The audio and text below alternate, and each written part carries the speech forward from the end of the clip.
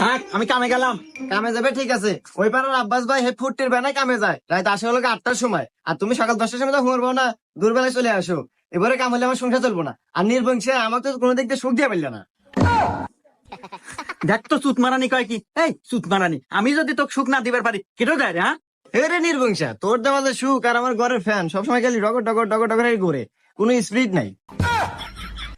দেখ তো সুত মারানি কার হাতে কিনা গেছে। আরে ফ্যান হলে ক্যাপাসিটার দুর্বল, ওই ক্যাপাসিটার চেঞ্জ করলে ফ্যান জোরে করবো, স্পিরিট হবো। আরে ও তা আমি সময় হেরা পাল্টাতে মানে। ও আর তোমাকে দেবো না, ওই প্রবাসীটা আর আমি তো পাল্টানে মানে, তুই যখন কামে যা, তোকে আর দেখবে মন চাইতেছে না।